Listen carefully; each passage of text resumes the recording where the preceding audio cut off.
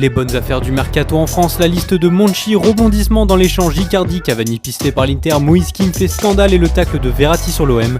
C'est parti pour le journal Made in Foot du 27 avril. Et on commence avec du mercato en Ligue 1 et à la une de l'équipe, les affaires à faire. Alors que l'été 2020 sera sans aucun doute l'un des plus incertains de l'histoire, au vu de la crise financière qui frappe actuellement les clubs, certains joueurs auraient de très belles cotes en France et en Europe.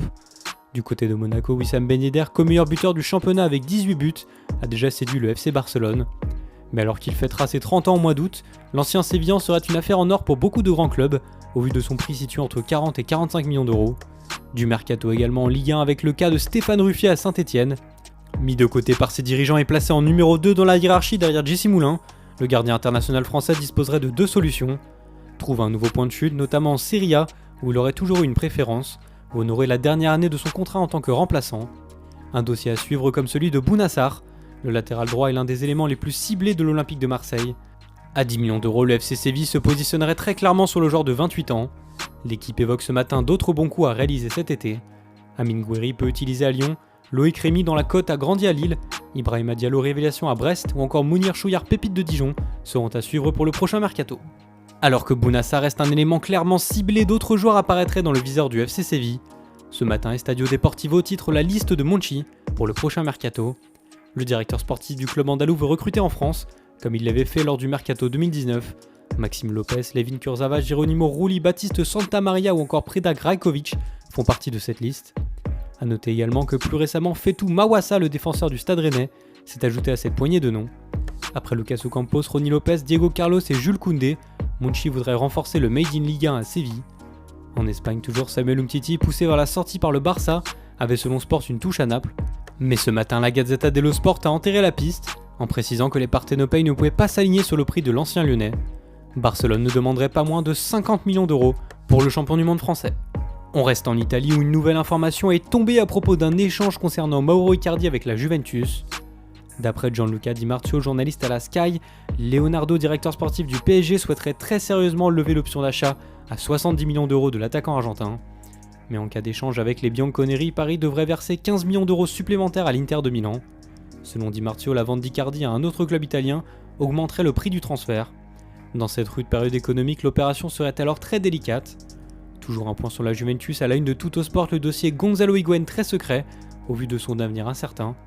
L'Argentin rentré au pays pour prendre soin de sa mère et qui ne rentrerait plus dans les plans de Mauricio Sarri pour la saison prochaine, serait tout de même disposé à répondre à la convocation de son club pour la reprise de l'entraînement. Mais à en croire le quotidien turinois, Pipita pourrait également résilier son contrat pour rebondir dans une autre écurie. Alors que l'échange continue d'animer la presse italienne, un autre homme semble désormais courtisé. Il s'agit d'Edinson Cavani, l'attaquant du PSG libre cet été est déjà sur les tablettes de l'Atlético, Boca Juniors, Peñarol, Flamengo et Newcastle, disposerait d'une nouvelle porte de sortie. En effet, d'après la Gazzetta dello Sport, l'Inter serait très intéressé par le profil de l'Uruguayen. Un transfert à coût zéro soit le coup parfait d'après le journal italien. Du mercato toujours avec le Sun Sport qui annonce que l'entraîneur de Manchester United, Ole Gunnar Solskjaer, pourrait laisser partir Paul Pogba cet été plus facilement que prévu. En quête d'attirer Jadon Sancho, star de Dortmund, et Jack Grealish, pépite d'Aston Villa, les Red Devils ne seraient plus bloqués à un départ du français, qui rapporterait environ 100 millions d'euros au club. United rêve également d'Harry Kane, mais le dossier sera bien plus compliqué, au vu de la fermeté de Tottenham sur son transfert. Place à un point coronavirus désormais et un nouveau scandale en Angleterre. Aujourd'hui, c'est au tour de Moïse Kean de faire les gros titres des tabloïds. À la une du Daily Mail, Covidiot, touché par une amende de 100 000 livres, soit 115 000 euros. L'attaquant italien d'Everton s'est filmé sur Snapchat en train de participer à une fête chez lui, bravant volontairement les règles du confinement. Alors que les joueurs d'Arsenal et Tottenham avaient créé la polémique en s'entraînant ensemble dans des parcs de Londres, l'ancien joueur de la Juventus vient mettre encore plus d'huile sur le feu. Moïse Kean dans un beau pétrin, indique le Star Sport. Le Times insiste sur le comportement scandaleux de l'ex-Bianconeri. Enfin, le Mirror Sport va plus loin et évoque une amende encore plus lourde, 160 000 livres, soit 185 000 euros. Du côté de l'Italie, honneur à la reprise de la Serie A comme d'habitude à la une du Corriere dello Sport. Alors que vendredi les dates de retour avaient été divulguées, le journal choisit aujourd'hui d'axer son angle autour des déclarations du Premier ministre, Giuseppe Conte. Celui-ci a confirmé une reprise des entraînements individuels le 4 mai. Il faudra tout de même patienter jusqu'au 18 mai pour les collectifs. Le Quotidiano Sportivo décrit de son côté un retour à la compétition étape par étape, de la prudence donc de l'autre côté des Alpes, avant d'espérer la reprise du calcio.